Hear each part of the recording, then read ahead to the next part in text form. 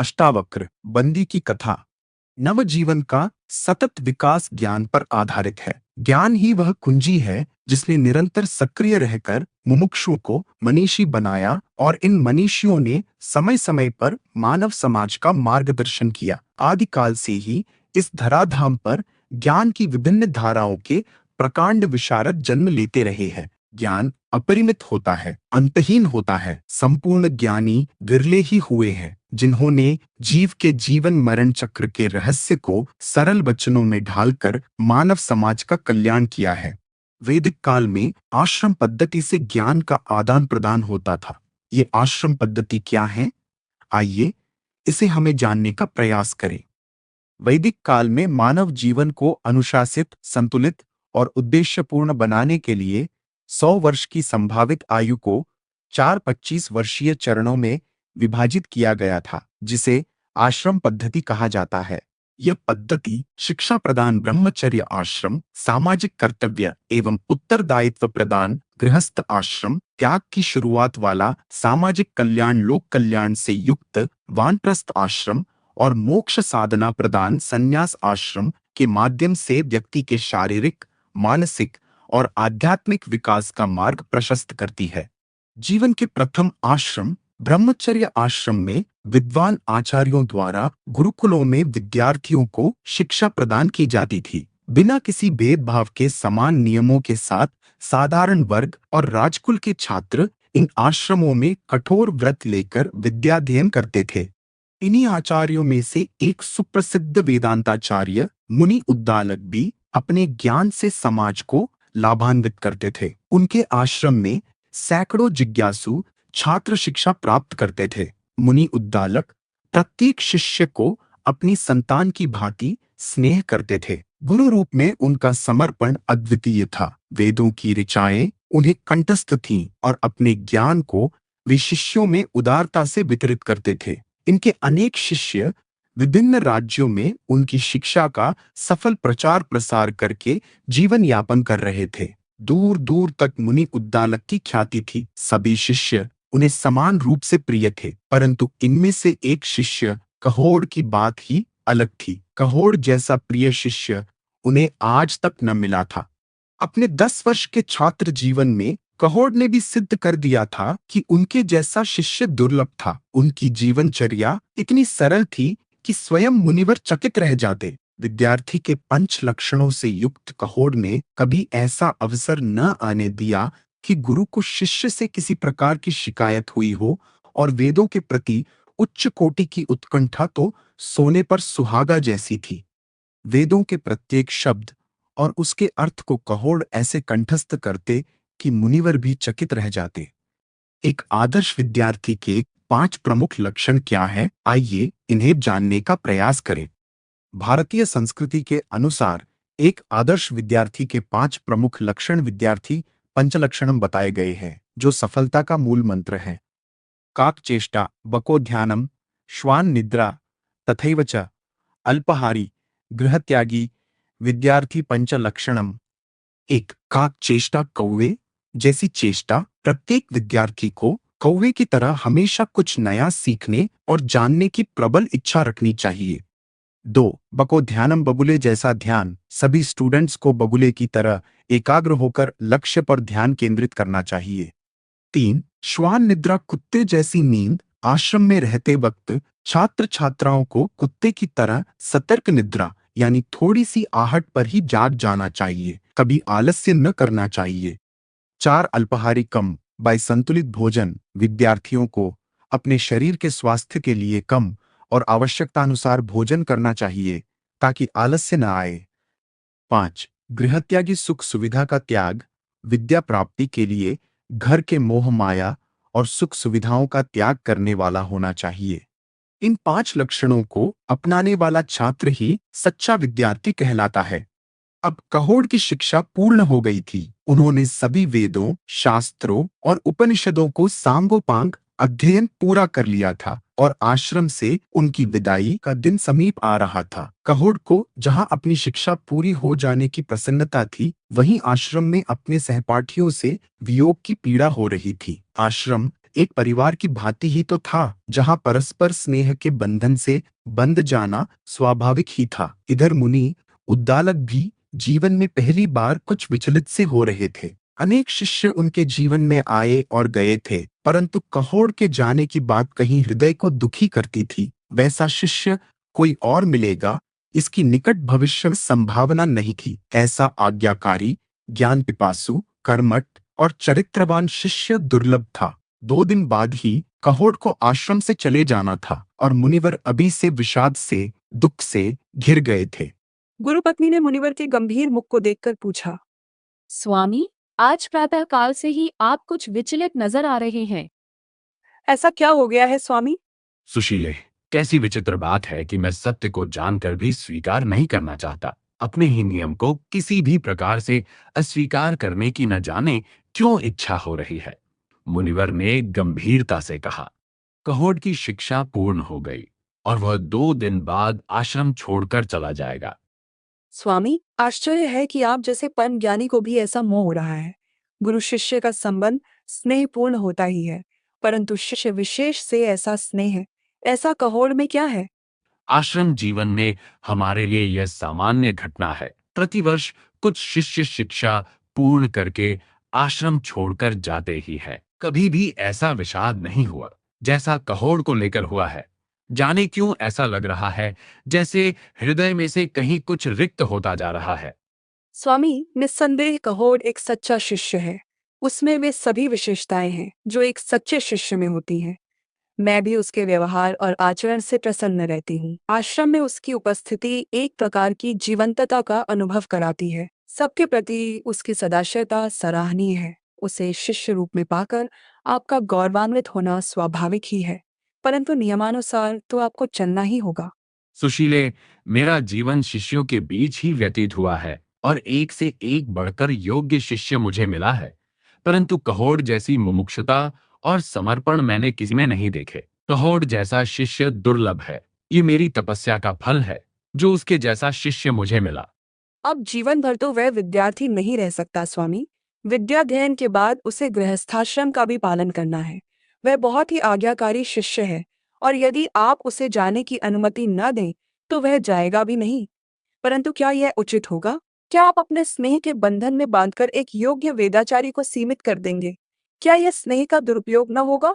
यही तो हमारे विचलन का कारण है। हम जानते हैं कि शिक्षा पूर्ण होने पर शिक्षार्थी आश्रम छोड़कर जीवन के पथ पर बढ़ जाता है, किसी उद्योग के माध्यम से जीविकोपार्जन करता है। यह जीवन की सामान्य प्रक्रिया है और आश्रम पद्धति का सहज स्वीकार्य नियम है। फिर भी मन में कोई आवेग सा उठता है कि कहोड़ न जाए तो कितना अच्छा हो।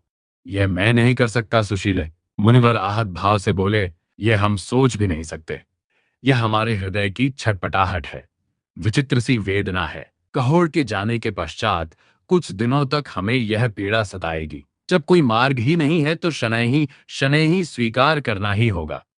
स्वामी, मार्ग तो है, गुरुमाता ने धीमे स्वर में कहा। क्या? मुनिवर ने आशापूर्ण दृष्टि से देखा। क्या कोई उपाय है? सुजाता हमारी पुत्री, वह विवाह योग्य हो चुकी है। कहोड़ से अधिक उपयुक्त वर उसे कहाँ मिलेगा?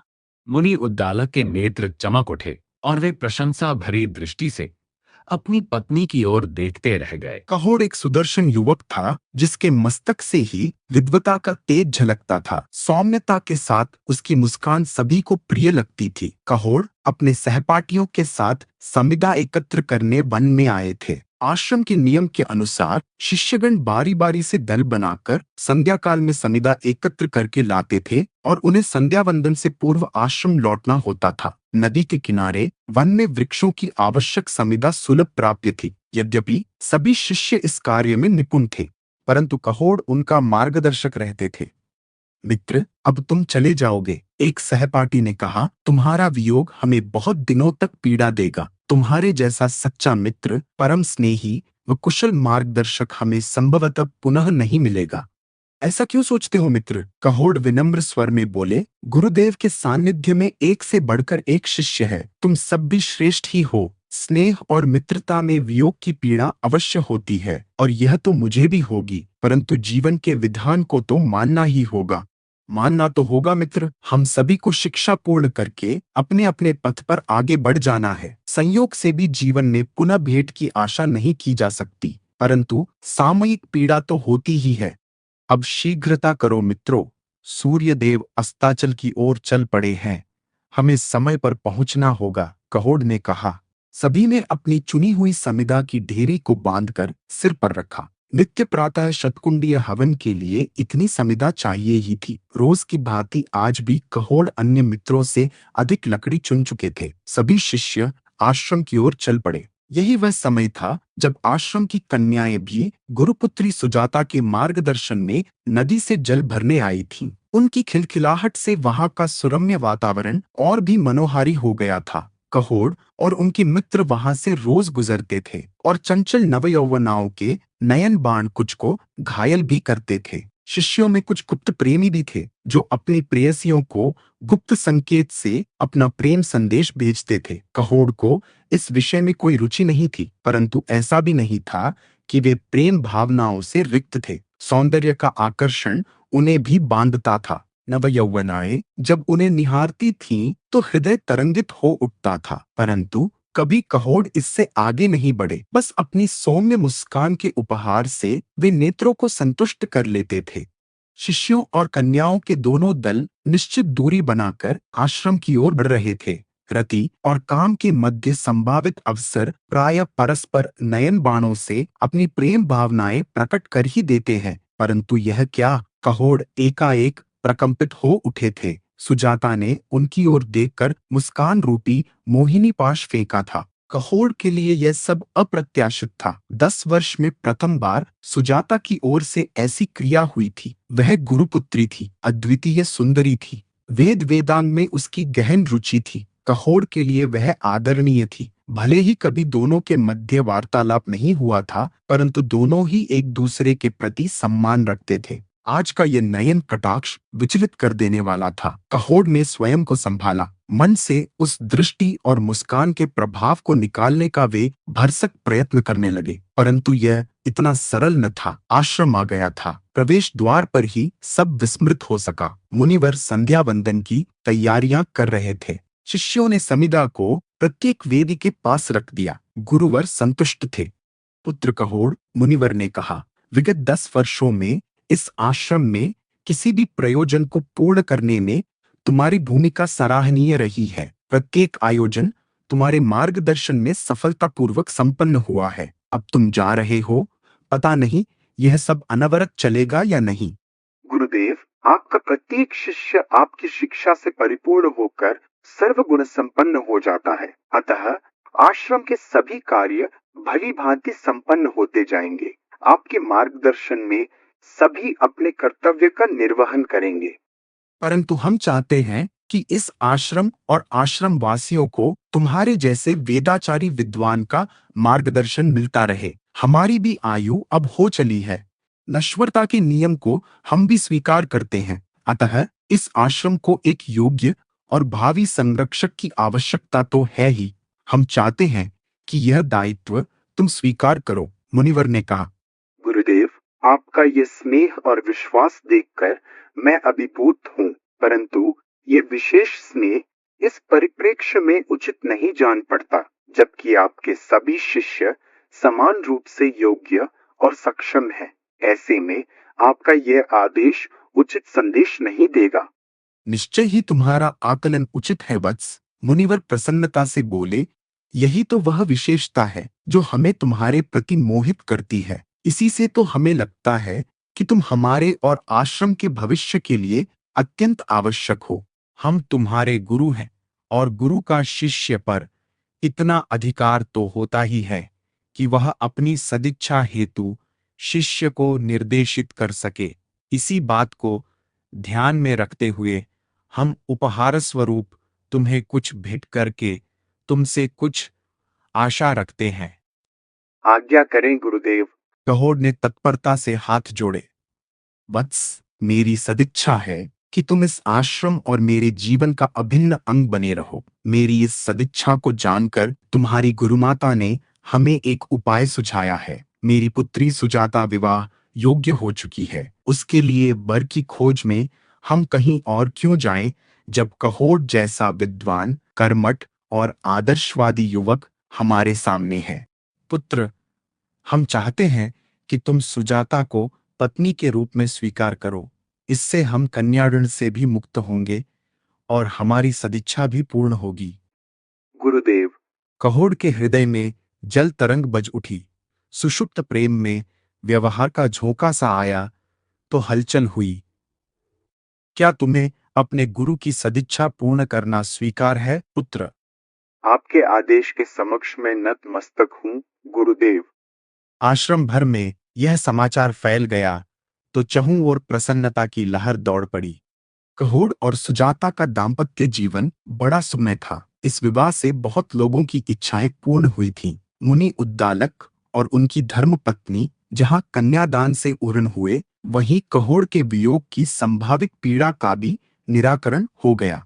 सुजाता को सुयोग्य व इच्छित जीवन साथी मिल गया था, क्योंकि वह कहोड को बहुत पहले से मन ही मन प्रेम करती थी, परंतु कुछ वर्जनाओं के कारण उसका प्रेम मुखर नहीं हो सका था। कहोड के लिए भी यह एक आकस्मिक परंतु आह्लादित कर देने वाला संबंध था। सुजाता जैसी सुशील, संस्कारी और गुणी जीवन साथी मिलना सौभाग्य की बात थी। इसके साथ ही आश्रम के गुप्त प्रेमी प्रेमिका भी साहस कर पाए और कई जोड़े विवाह बंधन में बंध गए। सर्वत्र सुख और शांति थी। समय अपनी गति से बढ़ता गया और कहोड व सुजाता के प्रेम ने सुजाता के गर्भ में आकार लेना शुरू कर दिया। कहोड को भी पिता बनने की अनुभूति रोमांचित कर रही थी। अब उनके दायित्व भी बढ़ गए थे। अब वे विद्यार्थी नहीं थे, अपितु शिक्षक थे। मुनि उद्दालक के विशेष सहायक आचार्य थे। आश्रम के व्यवस्थापक की अतिरिक्त जिम्मेदारी भी उन्हें ही सौंपी गई थी। अत्यंत व्यस्तता होते हुए भी कहोड के मुख पर कभी थकान के चिन्ह न होते थे। रात्रि के समय वे सुजाता को वेदों की ऋचाएं सुनाते थे और सुनते सुनते सुजाता को गहरी नींद आ जाती थी। कहोड अपनी सोती हुई सुकोमल पत्नी को प्रायः सप्रेम निहारते रहते। एक रात्रि गर्भवती सुजाता लेटी हुई विश्राम कर रही थी और कहोड समीप बैठे वेद वाचन कर रहे थे। यह नियमित क्रिया थी। कहोड ने एक श्लोक का पाठ किया।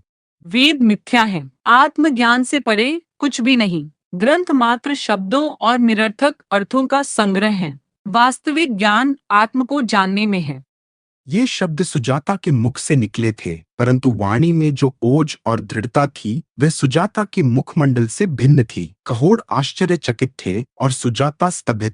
शब्द उसने भी सुने थे, परंतु वह स्वयं तो कुछ भी नहीं बोली थी और वेद विरुद्ध तो उस जैसी विदुषी के मुंह से सुन पाना भी कल्पना से परे था। जिसका जीवन ही वेदवाणी सुनते सुनते गुजरा हो, वह कैसे ऐसे अकल्पनीय शब्द कह सकती थी।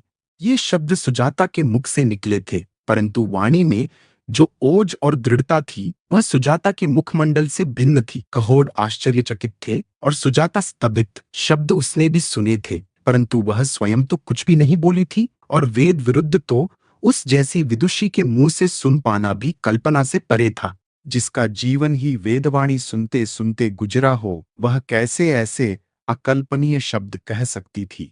स्वामी, स्वामी, मैं। ठहरो सुजाते, कहोड गंभीरता से बोले।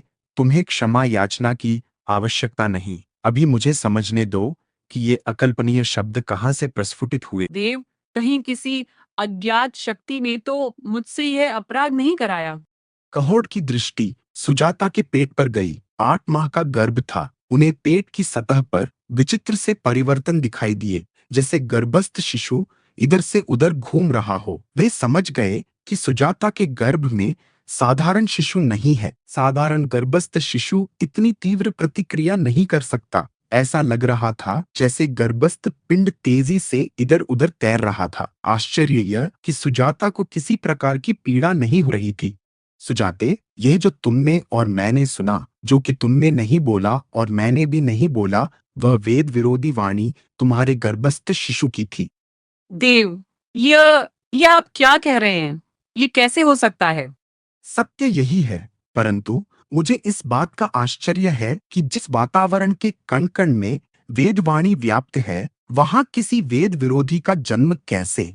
देव, ऐसा भी तो हो सकता है कि किसी अनजान आसुरी शक्ति ने क्षण भर के लिए मेरी वाणी अपने वश में करके ऐसे दुर्वचन मेरे मुख से उच्चार दिए हों। नहीं सुजाते, इसमें कोई संदेह नहीं कि वह तुम्हारे गर्भस्थ शिशु के विचार थे जो उसने तुम्हारे माध्यम से व्यक्त किए हैं। इस पवित्र आश्रम में किसी अन्य तामसिक शक्ति का प्रवेश नहीं हो सकता। देव, संभवतः आप सत्य कह रहे हैं, सुजाता आशंकित स्वर में बोली। आप क्रुद्ध मत होइए। गर्भस्थ शिशु अभी अबोध पिंड ही तो है। उसे वेदों के विषय में क्या ज्ञान होगा? जन्म के पश्चात वह आपका शिष्य होगा तो वेदों की महानता स्वीकार करेगा। उसे क्षमा कर दे स्वामी। तुम सो जाओ सुजाते, प्रभु सब भला करेंगे। उस रात्रि दोनों पति पत्नी ठीक से सो नहीं पाए। फिर दिन भर की व्यस्तता में सब विस्मृत हो गया। रात्रि हुई और नियमित वेद पाठन आरंभ हुआ। अभी कुछ ही श्लोक उच्चारित हुए थे कि गर्भस्थ शिशु ने पुनः व्यवधान कर दिया। वेदों में कुछ नहीं रखा पिताश्री, स्वयं को जानो, सबको जान जाओगे। कहोड़, जिन्हें कभी क्रोध नहीं आता था वे भी क्रोधित हो गए।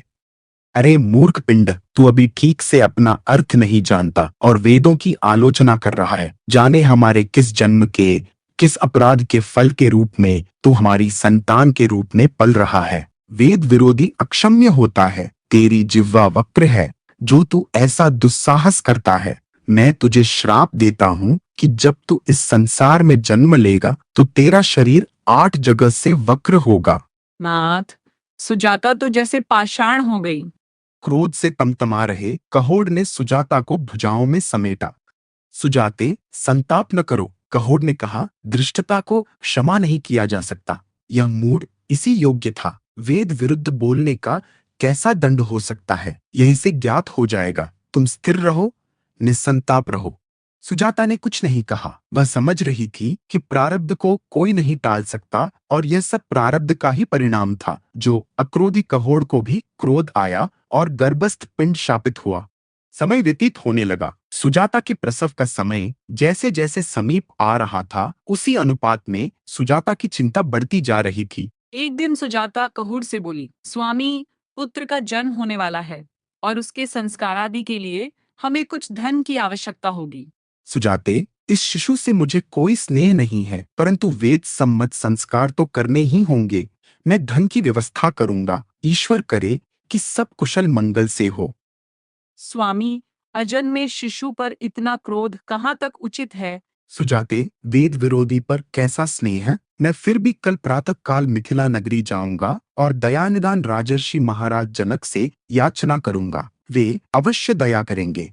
सुजाता के हृदय को बड़ी शांति मिली। उसने अपने पेट पर हाथ फिराया। श्राप मिलने के बाद से गर्भस्थ शिशु ने फिर कभी वेद विरोधी विचार व्यक्त न किया था।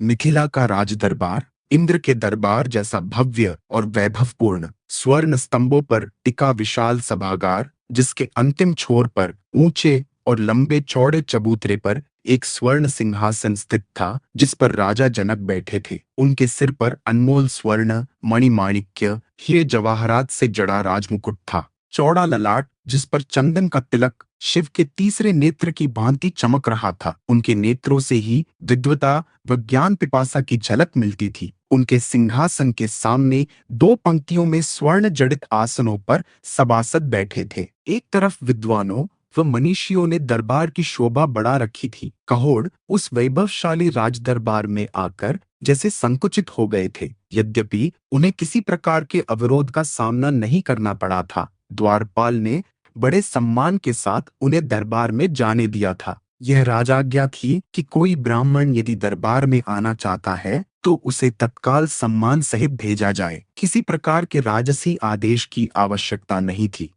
यहाँ ये स्पष्ट कर देना भी उचित होगा कि ये राजा जनक भगवान श्री राम के समकालीन नहीं थे, अर्थात माता सीता के पिता नहीं थे। जनक उनकी उपाधि थी। इस वंशावली में 19 जनक हुए हैं। जनक की उपाधि इन राजाओं को इनके पूर्वज राजा निमि के साथ घटी एक घटना के कारण मिली थी। राजा निमि इस वंश के पूर्वज थे।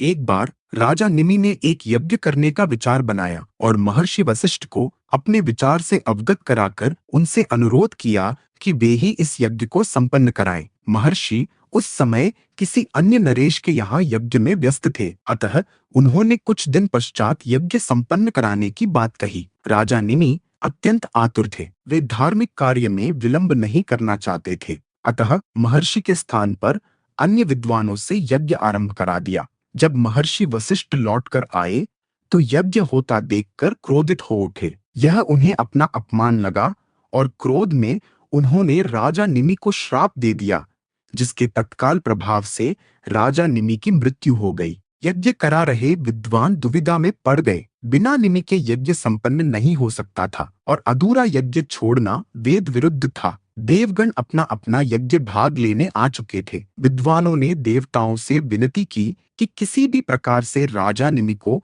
जीवित कर यज्ञ संपन्न कराने की कृपा करें। देवताओं ने स्थिति को समझकर अनुरोध स्वीकार किया और राजा निमि की आत्मा का आह्वान करके उसे मृत शरीर में प्रवेश करने को कहा। आत्मा ने यह कहकर अनुरोध ठुकरा दिया कि अब वह अपनी स्वतंत्रता को देह के बंधन में नहीं रखेगी, उसे मुक्त ही रहना है। यह सुनकर देवताओं ने दूसरा उपाय करते हुए राजा निमि की मृत देह को मथना आरंभ किया और उस मंथन के द्वारा एक शिशु अवतरित हुआ, जिसे राजनरेश घोषित कर यज्ञ संपन्न कराया गया। मंथन से जन्म लेने के कारण उनका नाम मिथिलेश पड़ा और उनके राज्य का नाम मिथिला हुआ। राजा मिथिलेश योनिज नहीं थे, अतः उन्हें जनक की उपाधि दी गई, जो कालांतर में इस वंश के सभी राजाओं की उपाधि बन गई। इसी श्रृंखला में ये राजा भी जनक कहलाते थे। कहोड़ को दरबार में आया देखकर राजा जनक ने सिंहासन से उठकर उनका स्वागत किया और आसन ग्रहण करने की विनती की। विप्रवर, इस विद्वजनों की सभा में आपका स्वागत है। राजा जनक ने हाथ जोड़कर कहा, आज्ञा करे कि हम आपकी क्या सेवा कर सकते हैं। राजन, सर्वप्रथम मैं इस सभा को प्रणाम करता हूँ और अपना परिचय देता हूँ। मेरा नाम कहोड़ है और मैं मुनि उद्दालक का शिष्य व दामाद हूँ। मैं एक याचना लेकर यहाँ आया हूँ। कहोड़ ने विनीत स्वर में कहा, आपकी जग प्रसिद्धता, दयालुता और प्रजा वत्सलता से आशा है कि मुझे निराश नहीं होना पड़ेगा। विप्रश्रेष्ठ, आप मेरे योग्य सेवा बताइए। राजा ने कहा, राजन, मेरी पत्नी को प्रसव वेदना हो रही है और वह संतान को जन्म देने वाली है। पुत्र का जन्म होने पर विधिवत संस्कार वेद सम्मत है, परंतु मैं दरिद्र ब्राह्मण हूँ, अतः महाराज से आवश्यक द्रव्य की सहायता का याचक हूँ। राजा जनक ने सहमति में सिर हिलाया और कोई आदेश देने को ही थे कि विद्वत परिषद में से परम विद्वान बंदी का स्वर उभरा। क्षमा करें महाराज, याचक ब्राह्मण को ये कैसे ज्ञात है कि गर्भस्थ शिशु पुत्र ही है, वह पुत्री भी तो हो सकती है। हम वह विधि जानने की इच्छा रखते हैं जिससे इन्होंने जन्म से पूर्व लिंग का निर्धारण कर लिया। हे श्रेष्ठ ज्ञानी, कहोड़ ने कहा, यह कोई विधि नहीं है, अपितु मैंने गर्भस्थ शिशु की वाणी सुनकर जाना है कि वह पुत्र ही है। आश्चर्य, अविश्वनीय, गर्भस्थ शिशु की वाणी? विप्रवर, यह कैसे संभव है? हमें भी आश्चर्य हो रहा है विप्रदेव। राजा जनक भी उत्सुकता से बोले। कहोड़ ने अपने साथ घटित घटना का वर्णन किया तो किसी को इस पर विश्वास न हुआ और कहोड़ को उपहास का पात्र बनना पड़ा। विप्रदेव, यह अलौकिक घटना है, बंदी ने व्यंग्य से कहा, और ऐसी घटनाएं विद्वानों के साथ घटती रहती हैं। आप सुप्रसिद्ध वेदाचार्य मुनि उद्दालक के शिष्य हैं तो निश्चय ही वेद पारंगत होंगे। इस सभा में विद्वानों का बड़ा सम्मान है। हमारे महाराज सदैव विद्वानों के ज्ञान से लाभान्वित होने को लालायित रहते हैं। प्रायः यहाँ शास्त्रार्थ होता रहता है और विजयी विद्वान को बहुमूल्य पुरस्कार दिए जाते हैं। आप भी अपने ज्ञान से हम सबकी ज्ञान वृद्धि करें। परम विद्वान बंदी सत्य कह रहे हैं विप्रवर। राजा ने भी कौतूहलता से कहा, हम सभी की ऐसी इच्छा है। मैं प्रस्तुत हूँ राजन। विद्वान को शास्त्रार्थ ठीक उसी प्रकार करते रहना चाहिए जिस प्रकार रणभूमि में अवसर पाते ही योद्धा अपना पराक्रम दिखाता है। तत्काल शास्त्रार्थ की तैयारी हो गई। बंदी और कहोड़ आमने सामने बैठ गए। दोनों के ही ललाट पर विद्वत्ता के चिन्ह थे। परंतु बंदी केवल वेदाचारी ही नहीं था, वह शास्त्रार्थ में विजय हेतु तर्क वितर्क से आगे कुतर्क का भी आश्रय लेता था और इसी कारण आज तक अविजित भी था। शास्त्रार्थ प्रारंभ करने से पूर्व आपको एक शर्त जान लेनी आवश्यक है विप्रदेव। यदि आप विजयी हुए तो पुरस्कार में आपको इतना धन द्रव्य मिलेगा कि आपके आगामी 7 वंशज भी दरिद्र नहीं रहेंगे। बंदी ने कहा, परंतु यदि आप हार गए तो यहाँ के नियम के अनुसार आपको जल समाधि लेनी होगी। कहोड़ ने चकित होकर महाराज की ओर देखा, जिनके नेत्रों में सहमति के भाव थे। अतः निश्चय ही यह नियम राजाज्ञा था। मुझे स्वीकार है श्रीमान, कहोड़ ने दृढ़ता से कहा। उन्हें अपने गुरु के दिए वेद ज्ञान और अपने मस्तिष्क पर पूर्ण विश्वास था। शास्त्रार्थ आरंभ हुआ तो पहले ही चरण में कहोड़ अपने प्रतिद्वंद्वी पर भारी पड़ते प्रतीत हुए। बंदी के पास कुतर्क के प्रश्नों का अतिरिक्त भंडार था और उसने उनका प्रयोग शुरू कर दिया। कहोड़ समझ नहीं पा रहे थे कि वे प्रश्न किस वेद की किस ऋचा से संबंधित है। वे निरुत्तर होते गए और बंदी की प्रतिष्ठा निरंतर बढ़ती गई। अंततः कहोड़ को पराजय के रूप में जल समाधि लेनी पड़ी। सुजाता ने पुत्र को जन्म दिया था। मातृत्व की अपनी प्रसन्नता होती है, परंतु पिता द्वारा श्रापित विकल, टेढ़े मेढ़े अथवा वक्र अंगों वाले शिशु को देखकर वेदना भी बहुत हो रही थी। शिशु का शरीर 8 स्थानों से विकृत था। ये देखकर सुजाता रो पड़ी। रो मत पुत्री, विधि के इस उपहार का उपहास न कर। मुनि उद्दालक ने समझाया, परमपिता सबसे बड़ा कारण है, अकारण वह कुछ नहीं करता और जो भी करता है जीत के मंगल हेतु करता है। अवश्य ही इस प्रकार की वक्र काया प्रदान करने के पीछे ईश्वर का कोई विशेष प्रयोजन होगा। पिता के इन शब्दों ने सुजाता को सांत्वना दी। इसी समय उसे यह शुभ सूचना भी मिली कि गुरुमाता को भी पुत्र रत्न की प्राप्ति हुई है। सुजाता ने ईश्वर को धन्यवाद दिया। दुख के साथ सुख का आगमन अत्यंत प्रियकर होता है। ईश्वर ने दोनों कुलों का उद्धार कर दिया। मुनिवर ने कहा, अभी तक स्वामी नहीं आए पिताश्री? सुजाता ने आशंकित होकर पूछा। यद्यपि उन्हें इस बालक से विशेष स्नेह नहीं, परंतु हैं तो वे इसके पिता। पुत्री, कहोड़ अपने दायित्व भली प्रकार जानता है। क्षणिक क्रोध ने ऐसा अनर्थ किया, अन्यथा कहोड़ जैसा शील पुरुष अन्य कौन होगा। वह जिस कार्य से गया है उसे पूर्ण करके ही लौटेगा। पुत्री, समय सब ठीक कर देता है।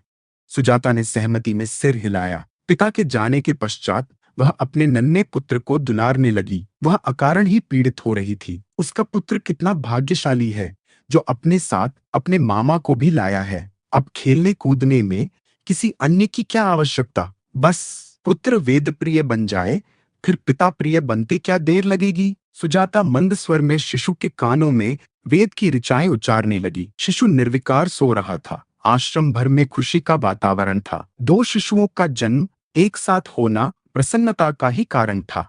सभी आश्रमवासी प्रातःकाल से ही जन्मोत्सव की तैयारियों में जुटे थे, जबकि राजधानी से 2 अवश्वारोही आए।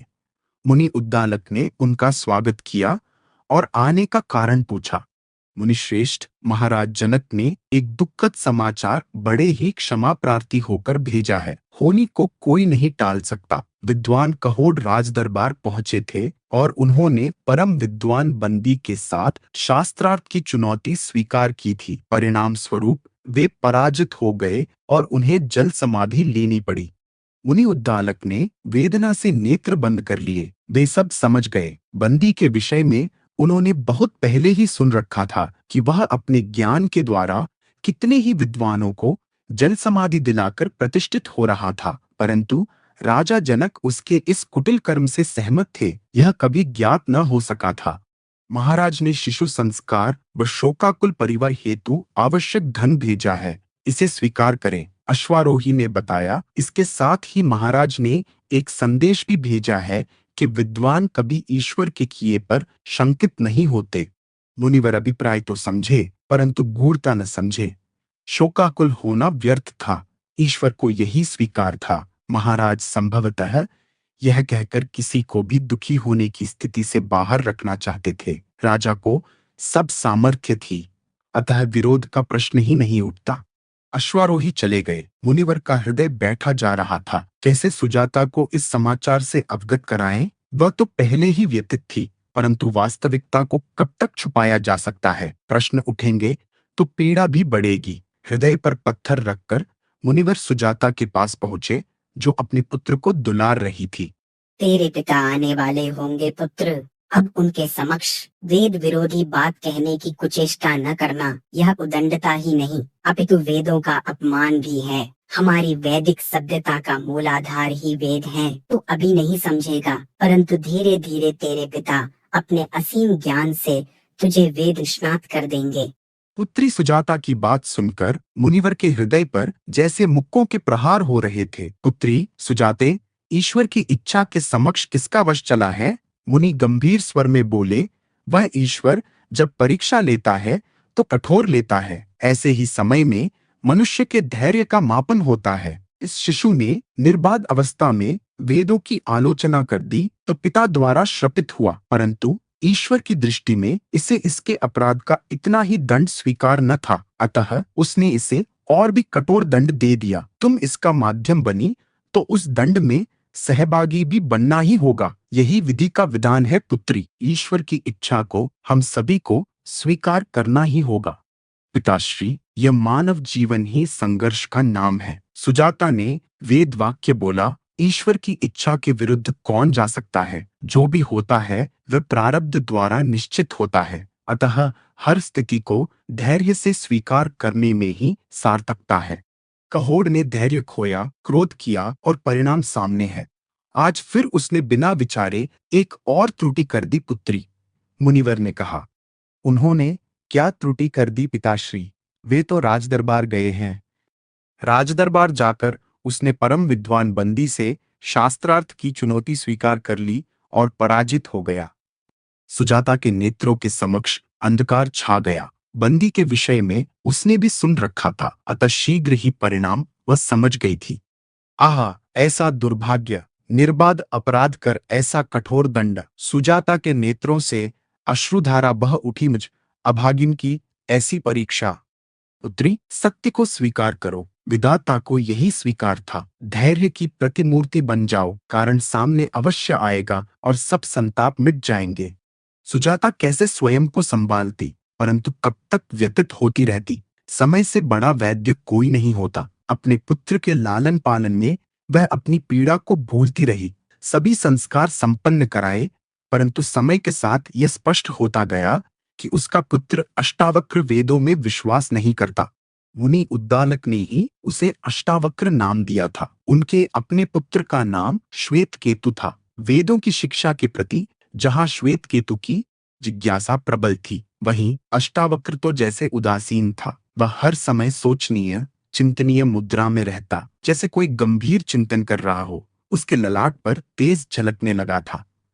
पुत्री, इसके मस्तक का तेज देखकर मैं चकित हूँ। महर्षियों जैसा तेज है, परंतु आश्चर्य है कि वेदाध्ययन में इसकी रुचि नहीं है। एक दिन मुनि उद्दालक ने कहा, ईश्वर ने इसे कुछ अनसुलझे तत्वों से गढ़ा है पिताश्री। इसके प्रश्न व उत्तरों की गूढ़ता मेरी समझ से परे है, परंतु इतना मैं अवश्य जानती हूँ कि इसके अंदर विशिष्ट प्रकार का ज्ञान पल्लवित हो रहा है। सुजाता ने गंभीर और गर्व भरे स्वर में कहा। धीरे धीरे 12 वर्ष व्यतीत हो गए। 12 वर्षीय अष्टावक्र अपने मामा श्वेतकेतु और अन्य साथियों के साथ खेल रहे थे। 8 जगह से टेढ़ा मेढ़ा शरीर होने के बावजूद भी अष्टावक्र में अन्य सभी की अपेक्षा अधिक चपलता थी। यद्यपि इस भागदौड़ में वे कई बार गिर भी पड़ते थे, परंतु तत्काल खड़े हो जाते थे। कपड़े की गेंद बनाकर एक दूसरे की ओर उछाल कर पकड़ने का यह खेल सबको बड़ा प्रिय था। एक बड़ा घेरा बनाकर सभी खड़े होते थे। अष्टावक्र बड़ी दक्षता से गेंद को पकड़ते थे, परंतु कई बार फेंकने वाले की उदंडता के कारण गिर पड़ते थे। सभी हंसते भी थे, परंतु अष्टावक्र को कभी क्रोध नहीं आता था। बहुत समय खेलने के पश्चात भोजन का समय होने पर बाल दल आश्रम की ओर चल पड़ा। तभी श्वेतकेतु की दृष्टि जमीन पर पड़े एक घोंगे पर पड़ी। नदी के अंचल में प्रायः घोंगे मिलते ही थे। छोटे नन्हे शंख के आकार के घोंगे एकत्र करना सभी बच्चों को प्रिय था। अष्टावक्र, इसके भीतर क्या होता है? आज तोड़कर देखते हैं। श्वेतकेतु ने कौतूहलता से कहा। पता तो चले कि इसमें क्या है। इसमें वही है जो हमारे और तुम्हारे भीतर है, संपूर्ण ब्रह्मांड है इसमें। अष्टावक्र ने उत्तर दिया, इसमें ही क्या, सृष्टि के हर कण में संपूर्ण ब्रह्मांड है। क्या व्यर्थ की बातें करते हो? कहाँ यह नन्हा शंख और कहाँ ब्रह्मांड। यही सत्य है, जो हम में है वही सब में है, सब हम में है, हम सब में है। वेद की कोई भी ऋचा इस प्रकार नहीं कहती। वेद सीमित ज्ञान से अधिक कुछ नहीं। वेदों की दृष्टि संकुचित है, उसमें तत्व ज्ञान नहीं है, उनमें वर्जनाओं, धारणाओं और वादों का पुलिंदा है। तुम वेद विरोधी हो, इसका परिणाम पूर्व में भुगत चुके हो, फिर भी उसकी निंदा किए जाते हो। सनातन काल से वेद मानव सभ्यता का आधार रहे हैं। वेद ही समस्त क्रियाकलापों के मार्गदर्शक हैं। कूपमंडूक ऐसा ही समझते हैं। आत्मज्ञान के सुधा सागर में उतरे बिना कोई नहीं जान सकता कि वास्तविक जगत क्या है। तुम स्वयं को आचार्यों से अधिक विशारद समझते हो। मूढ़ अनुज, आचार्यों का ज्ञान हस्तगत ज्ञान है। जो प्रथम आचार्य के पास था, अंतिम आचार्य के पास उससे रत्ती भर अधिक न होगा। फिर ये कैसा ज्ञान? ज्ञान की प्रकृति उत्तरोत्तर वृद्धिपूर्ण होती है। वेद तो आदि से अंत तक आज तक भी वहीं अटके पड़े हैं। वेदों के अतिरिक्त कुछ और है ही नहीं, तो वृद्धि कहाँ से होगी? अष्टावक्र, तुम्हें वेद निंदक होने का दंड मिल चुका है, इसमें अवश्य ही वृद्धि हो सकती है। मैं स्वयं दंड हूं और स्वयं ही दंडपाल हूं। मूर्ख, जिस ईश्वर को तुम वेदों के श्लोकों में सिमटा बताते हो, वह तो सर्वव्यापक है, मिट्टी के कण कण में है। ईश्वर मुझ में है और मैं ईश्वर में हूं। मैं ही क्यों, तुम सभी, यहां तक कि समस्त जीव जगत की यही स्थिति है। अंतर जड़ता का है। जो चैतन्य होकर आत्म से परिचित हुआ, वह मुक्त हो गया मेरी भांति। जड़ को बोध नहीं होता। कस्तूरी मृग को देखा है, उस सुगंध की खोज में बौराया फिरता है, जो स्वयं उसके ही कर्ण में से स्रावित हो रही है, और उसे भान भी नहीं है कि यह सुगंध उसी में बसी हुई है। यही स्थिति वेद प्रियो की है। ईश्वर को बाहर ढूंढते हैं, जबकि वह घट में है, प्रत्येक जीव के हृदय में है। तुम्हारा यह कुतर्की ज्ञान हमारे कानों को दूषित करता है। श्वेतकेतु ने तनिक क्रोध से कहा, तुमसे तो बात करना भी पाप की श्रेणी में है। श्वेतकेतु दौड़कर आगे निकल गया तो अन्य बालकों ने भी उसका अनुसरण किया। अष्टावक्र उतनी तेज नहीं दौड़ सकते थे और न उन्हें दौड़ने की आवश्यकता थी। वे अपनी सामान्य गति से चलते रहे। जब वे आश्रम में पहुंचे तो देखा कि श्वेतकेतु अपने पिता मुनि उद्दालक की गोद में बैठा कुछ कह रहा था। अवश्य उसी की निंदा कर रहा होगा। वे मुस्कुराते हुए मुनिवर के समीप पहुंचे और उनकी गोद में बैठने लगे। ये मेरे पिता हैं, श्वेतकेतु क्रुद्ध स्वर में बोला। इनकी गोद में बैठने का अधिकार सिर्फ मुझको है, हटो यहां से। ये मेरे भी पिता हैं, अष्टावक्र ने कहा। नहीं, ये तुम्हारी माता के पिता हैं, तुम्हारे पिता तो हैं ही नहीं। श्वेतकेतु, ऐसा नहीं कहते, मुनिवर ने कहा। सत्य कहने में कभी डरना नहीं चाहिए पिताश्री, यह आपने ही मुझे सिखाया है। मैंने कोई झूठ तो नहीं बोला। इसके पिता यहाँ कहाँ हैं? अष्टावक्र को ये प्रश्न अंदर तक व्याकुल कर गया और वे वहां से उठकर अपनी कुटिया की ओर चल दिए। धीर, गंभीर और विचलित सुजाता ने अपने पुत्र को विचलित देखा तो शंकित हो उठी। क्या हुआ पुत्र? क्या किसी ने उपहास किया? उपहास का मुझ पर किंचित प्रभाव नहीं पड़ता माते, अष्टावक्र ने कहा। फिर क्या हुआ पुत्र? फिर यह आक्रोश कैसा? मेरे पिता कहाँ हैं माताश्री? अष्टावक्र ने सहसा प्रश्न हस्तांतरित किया।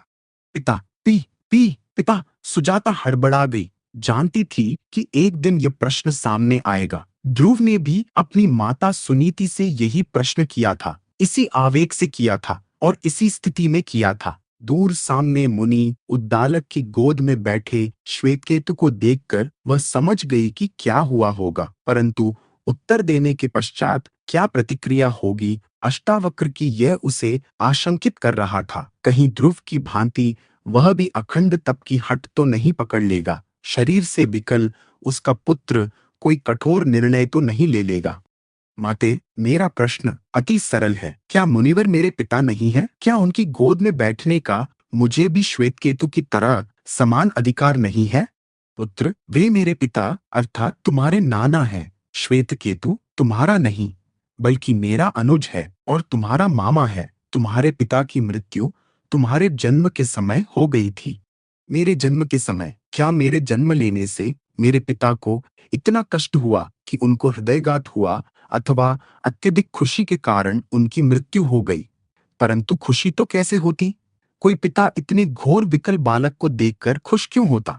नहीं पुत्र, माता तड़प कर रह गई। दुर्भाग्य से तुम्हारे पिता तो तुम्हारा मुख भी नहीं देख पाए। यह तो उन्हें पूर्व ज्ञान था कि उनका पुत्र विकल अंगों वाला होगा, परंतु इसे लेकर उन्हें कोई हीनता नहीं थी। वे तो हर्षपूर्वक तुम्हारे जन्म संस्कार हेतु धन की व्यवस्था करने राज दरबार गए थे, जहां एक क्रूर और कुटिल परम ज्ञानी स्वघोषित श्रेष्ठ वेदाचारी बंदी ने सशर्त शास्त्रार्थ करके कुतर्कों के कपट से उन्हें पराजित कर दिया था। इसी कारण शर्त के अनुसार उन्हें जल समाधि लेने को विवश होना पड़ा।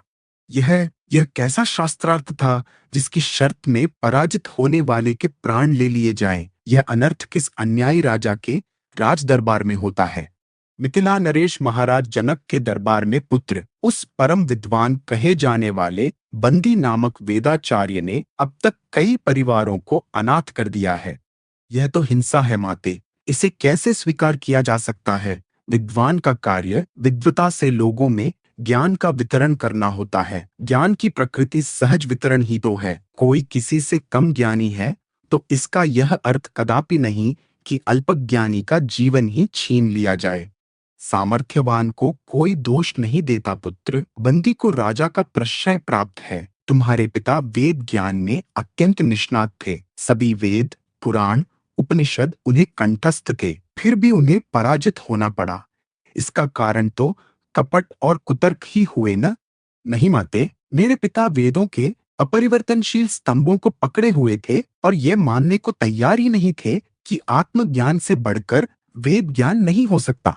मुझे प्रतीत होता है कि बंदी नाम का वह विद्वान आत्मिक ज्ञान विशारद है, क्योंकि न्यायप्रिय प्रजावत्सल राजा जनक की सभा में मैं किसी अन्याय की आशा नहीं कर सकता। जिस राज्य में समय पर ऋतुओं का आगमन होता हो, चहुं ओर सुख शांति हो, शेर बकरी एक घाट पर पानी पीते हो, वहां का राजा अन्याय का पक्षधर नहीं हो सकता। यह कोई रहस्य है, मैं इस रहस्य को जानकर ही रहूंगा। माते, मैं राज दरबार में जाऊंगा और उस विद्वान की विद्वता की परख करूंगा। यदि वह सच्चा आत्मज्ञानी है तो उसकी शरण लूंगा, और यदि कपटी है तो उसे वही दंड मिलेगा जो वह दूसरों को देता आया है। नहीं पुत्र, माता का हृदय प्रकंपित हो गया। मैं तुम्हें वहां जाने की अनुमति नहीं दूंगी। अपने हृदय में प्रतिशोध को प्रश्रय मत दो। क्षमा ही विद्वानों को सचती है। 12 वर्ष पूर्व जो हुआ उसे पुनः मत दोहराओ। माते, इतनी व्याकुल क्यों होती हो? अपने पुत्र पर विश्वास रखो। मेरे हृदय में लेश मात्र भी क्रोध या प्रतिशोध नहीं है। यह तो मेरी जिज्ञासा है। मैं तो एक परम विद्वान की परख करना चाहता हूँ कि कहीं उसने किसी आवरण के द्वारा तो स्वयं को प्रतिष्ठित करके महाराज को भ्रमित नहीं कर रखा, किसी मांत्रिक क्रिया से तो उन्हें नहीं बांध रखा। यदि ऐसा है तो ये राज्य के भविष्य के लिए हानिकारक है, और इस राज्य की प्रजा होने के नाते मेरा ये कर्तव्य है कि मैं इस रहस्य को सबके सम्मुख लाऊं।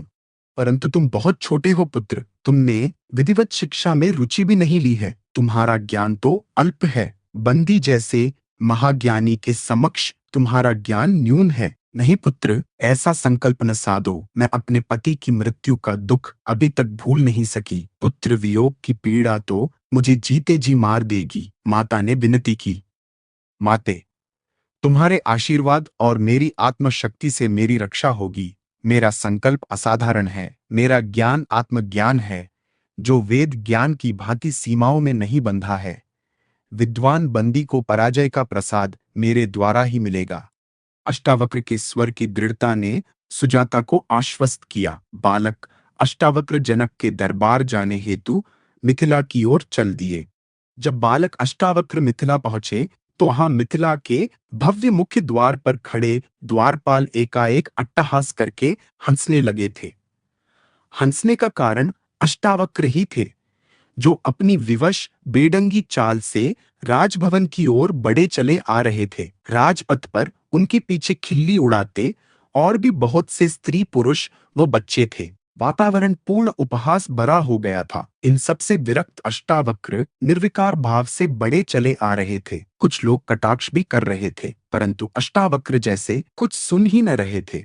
आहा, क्या सुंदर चाल है, जैसे स्वयं गरुड़ भगवान आकाश में विचरण कर रहे हैं, किसी ने कहा तो अन्य सभी हंस पड़े थे। अष्टावक्र जब मुख्य द्वार के समीप पहुंच गए तो भीड़ पीछे रह गई थी, क्योंकि द्वारपालों का कुछ भय तो था ही।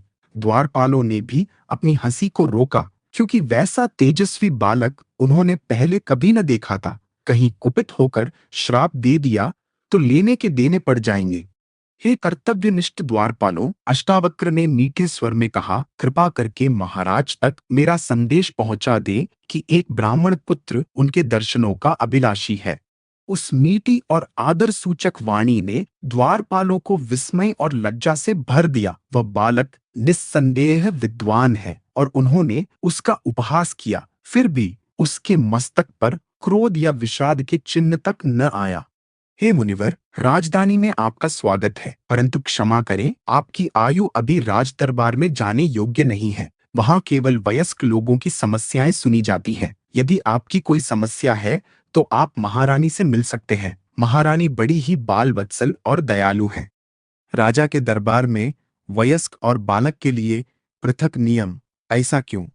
क्योंकि दरबार में विद्वजनों की सभा होती है, ज्ञान चर्चा होती रहती है, वहां ज्ञानी का स्वागत होता है। आप जैसे बालक वहां के ज्ञानमय वातावरण को अपनी छोटी मोटी समस्या से बाधित ही करेंगे। अतः आपको महारानी के पास ही जाना चाहिए, द्वारपाल ने विनम्रता से कहा। द्वारपाल, क्या तुम्हें कोई दिव्य दृष्टि प्राप्त है, जो तुमने निर्णय भी कर लिया कि मैं ज्ञान के अभाव से ग्रस्त हूं? ज्ञान का आयु से क्या संबंध? संसार में ऐसे शतायु जीव भी हैं जो पूर्ण रूप से ज्ञान रहित हैं। ज्ञान तो एक गांठ के भीतर होता है, जो आयु की पहली दूसरी वर्षगांठ पर भी खुल सकती है, और न खुले तो 1000 वर्ष की आयु तक व्यक्ति अज्ञानी रहता है। द्वारपाल एक दूसरे का मुंह देखने लगे। द्वारपालों, बहुत समय पूर्व यहाँ मेरी ही आयु के व्यास पुत्र शुकदेव पधारे थे। उस समय तो तुमने किसी नियम का नाम भी नहीं लिया था, क्योंकि उनका व्यास पुत्र होना ही पर्याप्त था। मैं किसी महान महर्षि का पुत्र होता तो आज भी संभवतः तुम्हें कोई नियम स्मरण न आता। द्वारपाल लज्जा से मुंह चुराने लगे। मेरा तुम्हें लज्जित करने का आशय नहीं है मित्रों, मैं तुम्हें तुम्हारे कर्तव्य का स्मरण कराना चाहता हूँ। तुम मेरा संदेश महाराज तक पहुंचा दो, फिर जैसा उनका आदेश हो वैसा व्यवहार करना। अष्टावक्र ने कहा, आपने हमारे ज्ञान चक्षु खोल दिए मुनि कुमार, आप हमारे साथ चलिए। यदि आज महाराज विलग व्यवहार करते हैं तो हम भी यह दास्ता छोड़कर संन्यास ले लेंगे। जीवन में एक ही कृत्य के लिए पृथक व्यवहार स्वयं से छल है।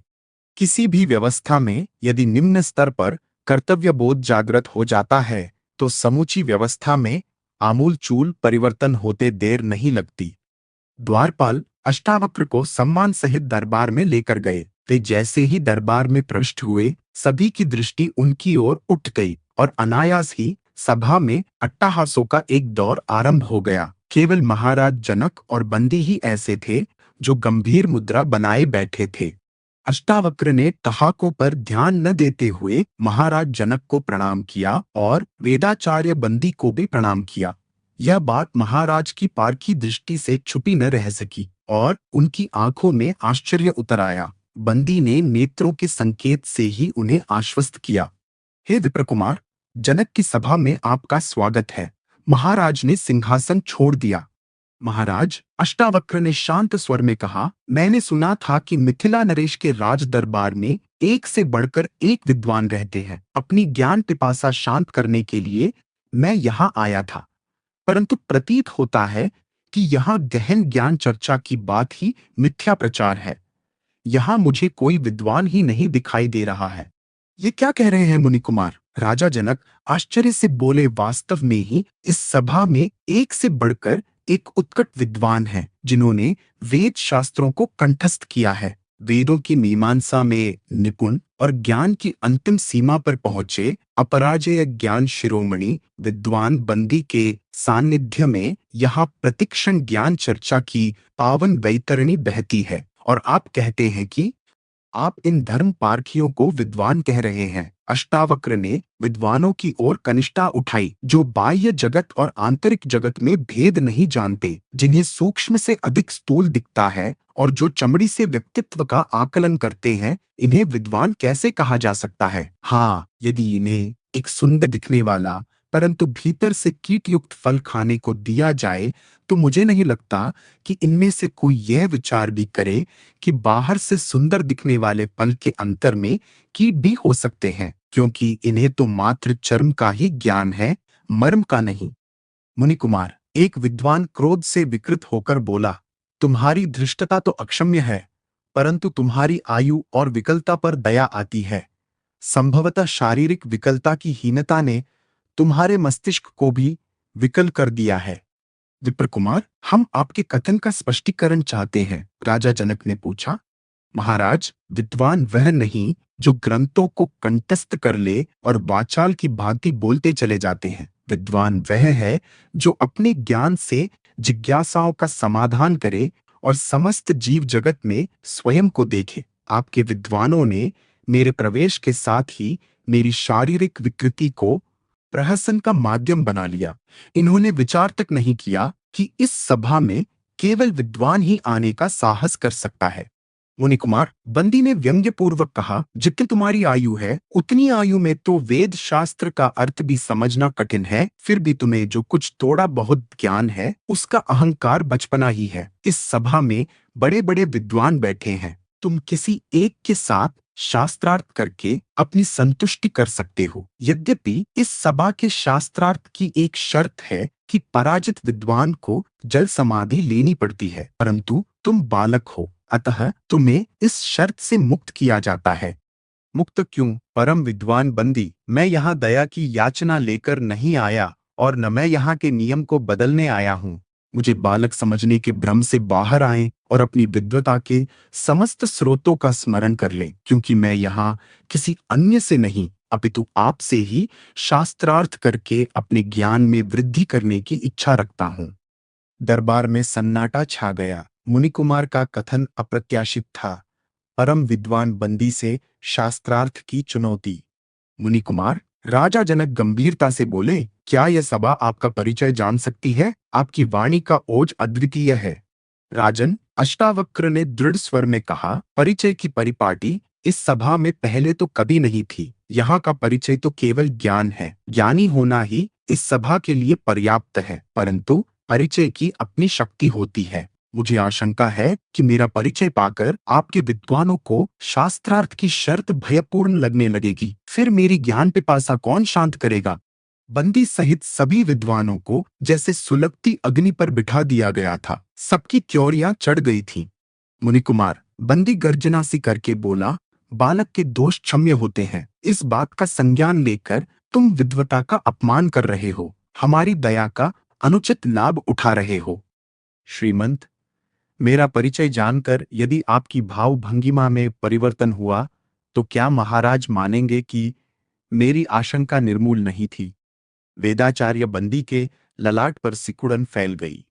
महाराज, मेरा नाम अष्टावक्र है। देह की 8 विकृतियों के कारण मेरा यह नाम रखा गया है। मेरे पिता महाज्ञानी मुनि उद्दालक के परम शिष्य कहोड़ थे, जो इस सभा में आकर पराजित हुए। समस्त वेद और शास्त्रों का सर्वांगीण ज्ञान प्राप्त कर अपने अजन्मे शिशु के जन्म संस्कार हेतु अपने राजा से द्रव्य सहायता लेने आए हुए ब्राह्मण को इस सभा में अन्याय करके सशर्त शास्त्रार्थ के स्वघोषित विधान से मृत्यु को सौंप दिया गया। राजा जनक ही नहीं वरन समस्त सभासद कंपायमान हो गए। केवल बंदी ही स्थिर भाव से दृढ़ होकर अष्टावक्र को देखता रहा। ज्ञान सागर अष्टावक्र, बंदी ने कहा, मुझे खेद है कि तुम्हारे पिता अपने अल्पज्ञान के कारण मृत्यु को प्राप्त हुए, परंतु प्रतिशोध की अग्नि में जलते हुए तुम्हारा भी वही परिणाम हो, यह हमें उचित नहीं लगता। अपने क्रोध को वश में रखो वत्स, जो हो गया उसे स्वीकार करो। शास्त्रार्थ बच्चों का खेल नहीं। श्रीमान बंदी, घोषणा करे कि आप मुझसे शास्त्रार्थ नहीं कर सकते। बंदी को जैसे अग्निकुंड में फेंक दिया गया था।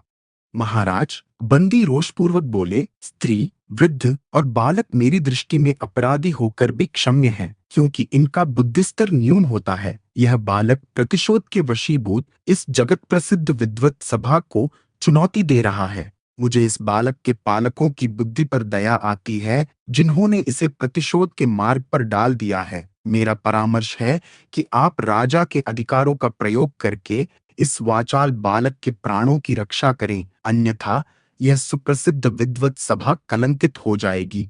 जिस प्रकार नेत्रहीनों की सभा में एक नेत्र रखने वाला प्रमुख होता है, ठीक उसी प्रकार आपका व्यवहार है, महान बंदी। अष्टावक्र ने हंसकर कहा, आप अपने क्रोध को संभाल नहीं पा रहे हैं और स्वयं को विद्वान कहते हैं। आपने अभी मेरी विद्वता का शतांश भी नहीं देखा और मेरे परिवार को बुद्धिहीन कह दिया। आश्चर्य है कि मिथिला नरेश आपको शास्त्रार्थ की आज्ञा क्यों नहीं दे रहे हैं?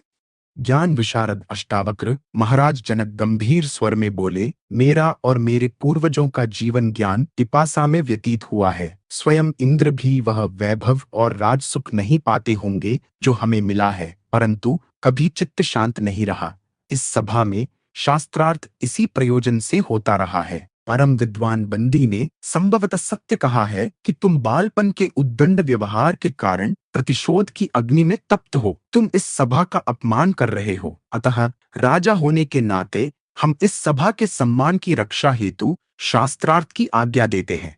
तत्काल बंदी सतर्क हो गया। अष्टावक्र की दृढ़ता और भाव भंगिमा ने यह तो स्पष्ट कर दिया था कि उसे बालक समझने की भूल करना अज्ञानता थी। ज्ञान रिक्त तो वह प्रतिशोध के क्षेत्र में नहीं उतरा होगा, अतिरिक्त ज्ञान शक्ति का प्रयोग करना होगा। अष्टावक्र निर्भय होकर बंदी के सामने बैठ गए। सभासद ऐसे मौन थे कि सभा में सुई गिरने की आवाज भी स्पष्ट सुनाई दे।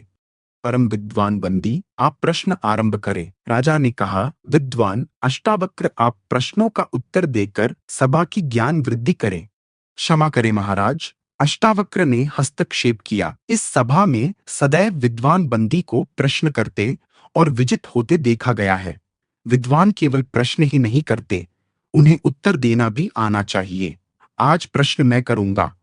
हाँ, यदि इन्हें भी कोई प्रश्न करना है तो उसका उत्तर मैं दूंगा। बंदी विचलित हो उठा। प्रश्न पर प्रश्न करके प्रतिद्वंद्वी को असहज कर देना उनकी सफल नीति थी, परंतु आज प्रश्नकर्ता से सामना था, अतः अतिरिक्त बुद्धि लगाने की आवश्यकता थी।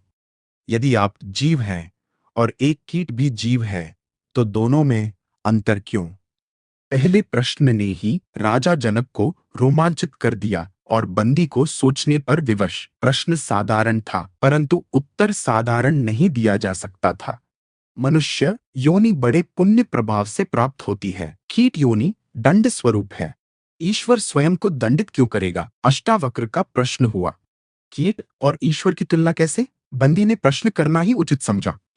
तुलना कौन कर सकता है श्रीमान? आत्मा की आत्मा से तुलना कैसे हो सकती है? ईश्वर का आत्मरूप ही तो विविध रूपों में विद्यमान है। कीट हो या मनुष्य आत्मा के ही स्वरूप है। वेद कहते हैं कि आत्मा को उसके प्रारब्ध कर्मों से ही योनि मिलती है। आत्मा तो अजन्मी है, महाज्ञानी। आत्मा कर्ममुक्त होती है। वेद असत्य नहीं कहते, तो यह भ्रामक बात आप जैसे ज्ञानियों ने प्रचारित की है। बंदी का धैर्य छूट रहा था। एक बालक उसे उलझाए जा रहा था, वेदों की आलोचना कर रहा था। क्रोधित बंदी ने प्रश्नों की झड़ी लगा दी। अष्टावक्र बड़ी शांति से उत्तर देते रहे। बंदी यद्यपि अवसर नहीं दे रहा था कि अष्टावक्र प्रश्न कर सके, परंतु वे तो उत्तर में ही प्रश्न समाहित कर रहे थे। बंदी क्रोध में ये भी भूल गया कि उसने बहुत से प्रश्नों का उत्तर नहीं दिया है। विद्वान सभासद भी आश्चर्य से उसे देख रहे थे। सदैव प्रतिद्वंद्वी पर भारी पड़ने वाला विद्वान बंदी शास्त्रार्थ की परंपरा विस्मृत कर रहा था। महाज्ञानी बंदी, महाराज जनक ने हस्तक्षेप किया, आप नियमों की सीमा तोड़ चुके हैं। बंदी ने हड़बड़ाकर महाराज की ओर देखा। उसे अपनी भूल का आभास हुआ। प्रतिद्वंद्वी शांत चित्त और प्रसन्न मुद्रा में बैठा था। निश्चय किया कि क्रोध नहीं करना, परंतु जब अंतर में क्रोध के बीज थे तो उगने ही थे। शास्त्रार्थ चलता रहा और समापन तब हुआ जब अष्टावक्र के कई प्रश्न अनुत्तरित रह गए और बंदी मौन हो गया, यह पराजय स्वीकार करने का भाव था। उसका सिर झुक गया था। सबसे पहले मंत्रमुग्ध महाराज जनक ने अष्टावक्र की प्रशंसा में करतल ध्वनि की तो जैसे सभासदों की तंद्रा भंग हुई। सभी ने राजा का अनुसरण किया और दरबार करतल ध्वनि से गूंज उठा। हे महाज्ञानी अष्टावक्र, मुझ मूर्ख को क्षमा करे। बंदी ने पराजय स्वीकार करते हुए हाथ जोड़कर कहा, आपका ज्ञान विशुद्ध आत्मज्ञान है जो जीव को भव से पार करने की सामर्थ्य रखता है। मैं अपनी पराजय स्वीकार करते हुए शर्त के अनुसार जल समाधि की आज्ञा चाहता हूं। नहीं श्रीमान, ज्ञान का आदान प्रदान जय पराजय के भाव से नहीं होना चाहिए। अष्टावक्र विनीत स्वर में बोले, पराजित के प्राण लेने की बात तो वेद भी नहीं करते। अतः मेरी इस जिज्ञासा का समाधान करें कि इस प्रकार की अनुचित शर्त आपने क्यों रखी और क्यों इसे न्यायप्रिय नरेश का समर्थन मिला। बंदी ने महाराज जनक की ओर देखा और नेत्रों से संकेत दिया। हे महाज्ञानी मुनि कुमार अष्टावक्र, राजा जनक ने कहा, सर्वप्रथम तो मैं उस माता को प्रणाम करता हूँ जिसने आप जैसे श्रेष्ठ ज्ञानी को जन्म देकर इस कालखंड को ऋणी कर दिया। आज उस तत्व ज्ञान की झलक मिली है जो तृप्ति का साधन है। आज उस रहस्य को भी सामने लाने का अनुकूल समय जान पड़ता है जिसने हमारी न्यायप्रियता को भी संदेहशील बना रखा था। उत्कट विद्वान बंदी के आवेशपूर्ण व्यवहार ने आज हमें मानवीय विकारों की शक्ति से परिचित करा दिया। जब देवपुत्र मानव रूप में आकर विकारग्रस्त हो सकता है तो मानव तो विकारों से घिरा हुआ ही है। आत्मज्ञान ही विकारों को पराजित करने का एकमात्र माध्यम है, ऐसा आपके वचनों से जान पड़ता है। सबने बंदी की ओर देखा जो अब शांत भाव से बैठा था। आत्मविशारद अष्टावक्र, विद्वान बंदी कोई और नहीं अपितु वरुण पुत्र है। इनके पिता वरुण देव ने अपनी नगरी विभावरीपुरी में एक गुप्त यज्ञ कराने का संकल्प लिया था जिसमें पृथ्वी के विद्वानों को अग्निहोत्र बनना था। परंतु गुप्तता कैसे रहती, इसके लिए देवपुत्र बंदी ने हमसे संपर्क किया और यह योजना बनाई कि वे श्रेष्ठ विद्वानों को शास्त्रार्थ में पराजित करके उन्हें जल समाधि दिलाएंगे, जहां से वरुण देव के दूत उन्हें विभावरीपुरी ले जाएंगे। अभी तक जितने भी विद्वानों ने जल समाधि ली है वे सभी सकुशल यज्ञ संपन्न करा रहे हैं। तुम्हारे पिता भी। यज्ञ अब समापन की ओर है। बंदी ने बताया, कुछ दिनों में सभी विद्वान वापस आ जाएंगे। यज्ञ की गुप्तता बनाए रखने के लिए हमें महाराज जनक का भरपूर सहयोग मिला जिसके हम अत्यंत आभारी हैं। अष्टावक्र संतुष्ट हो गए थे। मुझे इसी प्रकार के किसी रहस्य की आशा थी। अष्टावक्र ने कहा, क्योंकि महाराज जनक जैसे न्यायी, प्रजापालक और ईश्वर भक्त द्वारा किसी अनीति का समर्थन करने की आशा नहीं की जा सकती थी। प्रज्ञावान श्रीमान बंदी, यद्यपि आपने एक धार्मिक कार्य के लिए ऐसा किया, परंतु इससे जिन लोगों को पीड़ा हुई उसका दोष तो आपको लगेगा ही। मैं जानता हूँ परम ज्ञानी अष्टावक्र, परंतु विवश था। इसके लिए आप जो भी दंड निश्चित करेंगे मुझे स्वीकार होगा।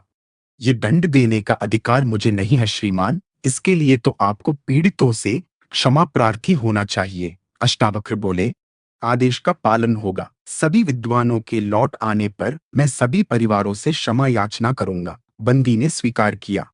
उपस्थित सभासदों ने अष्टावक्र की प्रशंसा में करतल ध्वनि की। महाराज जनक अपने सिंहासन से उतरकर अष्टावक्र के समक्ष आए और सिर झुकाकर उनके चरणों में बैठ गए। हे महाज्ञानी, आज तक सच्चे ज्ञान की प्यास नहीं बुझी। मुझे अपना शिष्यत्व प्रदान करे, मेरा उद्धार करे प्रभो। मुझे अपने आत्मज्ञान रूपी सागर से ज्ञान बिंदु अमृत की बूंदे चखा दे। राजा जनक विनीत स्वर में बोले, अवश्य राजन, अष्टावक्र ने कहा, और उसी क्षण राजा जनक को उन्होंने शिष्य के रूप में सहज भाव से स्वीकार कर लिया। जब देवपुत्र बंदी एक उद्देश्य लेकर मिथिला के विद्वत परिषद में प्रधान शास्त्री नियुक्त हुए थे तो अनेक प्रकांड विद्वान उनसे शास्त्रार्थ में पराजित हुए। बंदी के पास असीम ज्ञान था। वे प्रश्नोत्तरी में पारंगत थे, परंतु कभी भी जिज्ञासु जनक के मन में उन्हें गुरु रूप में स्वीकार करने की बात नहीं आई। पराजित कर देना और संतुष्ट करना दो अलग बातें थीं। जब 12 वर्षीय विकल अंगों वाले अष्टावक्र ने बंदी से शास्त्रार्थ किया तो न उसकी विद्वता, न प्रश्न और न शैली उस परम ज्ञानी बालक को विचलित कर सके। अष्टावक्र ने प्रश्नों के ही उत्तर नहीं दिए बल्कि प्रश्न भी किए। केवल शास्त्रार्थ ही नहीं जीता, हृदय भी जीते।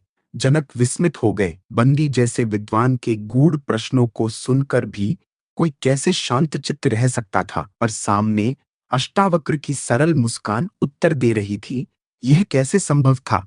शास्त्रार्थ का परिणाम अनपेक्षित था। बंदी मौन होकर पराजय स्वीकार कर चुके थे। कितने ही अनुत्तरित प्रश्न उसके पाले में पड़े रह गए थे जो मुक्ति द्वार की कुंजी थे। जनक ने सहज ही मान लिया कि जिसके पास प्रश्न है उत्तर भी उसी के पास होंगे। उन्होंने तत्काल अष्टावक्र को गुरु रूप में शिरोधार्य करते हुए अपना शीश झुकाया, जिसे मुनि कुमार ने सहज ही स्वीकार कर लिया। विद्वत परिषद ये देखकर चकित थी कि एक मुनि कुमार को गुरु मानना राजर्षि जनक ने क्यों स्वीकार किया। यह तो सब स्वीकार कर रहे थे कि अष्टावक्र अद्वितीय विद्वान हैं, परम ज्ञानी हैं, पर हैं तो अभी बालक ही। एक बालक एक राजा का गुरु कैसे हो सकता है?